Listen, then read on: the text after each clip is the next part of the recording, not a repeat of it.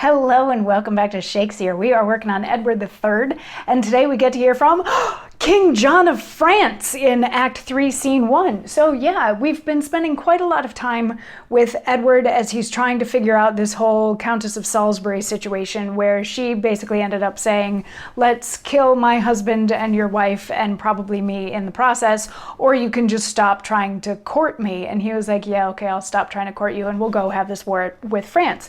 Because remember, he was told in the very first scene that it is highly likely that he's the rightful heir to the throne of France.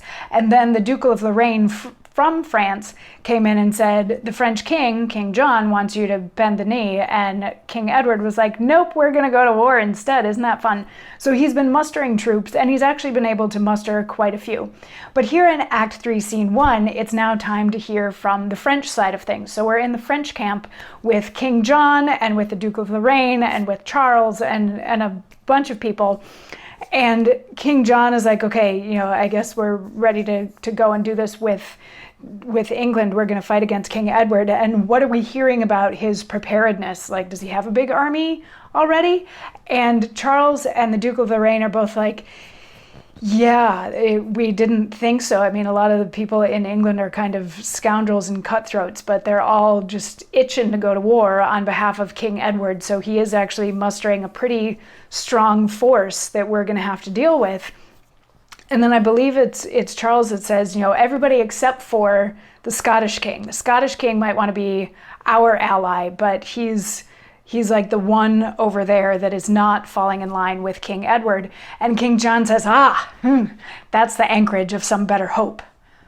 But on the other side, to think what friends King Edward hath retained in Netherland, among those ever-bibbing epicures, those frothy Dutchmen puffed with double beer that drink and swell in every place they come, doth not a little aggravate mine ire.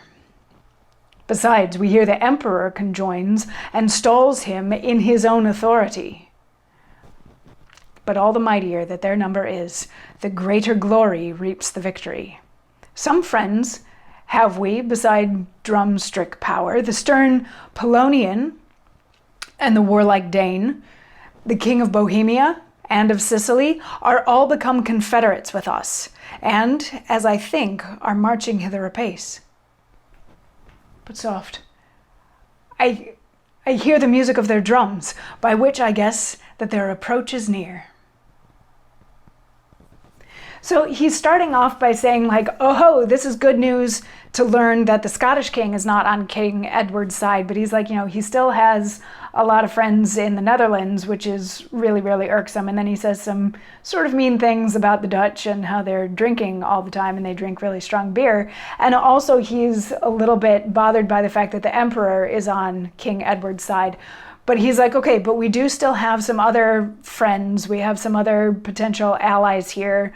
The Polish king, the Danish king, the German king or the king of Bohemia, and somebody from Italy or Sicily all seem to be friendly with France. And he's like, they should be coming to our aid now as we're preparing for war. And sure enough, the drum sounds signaling the approach of all these various kings. He's like, woohoo, they're here.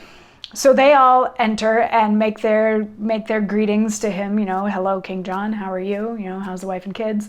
All of that sort of thing. And then King John is going to have a monologue of welcome to these other kings tomorrow. We'll get to hear that tomorrow. So I'll see you then. Mwah.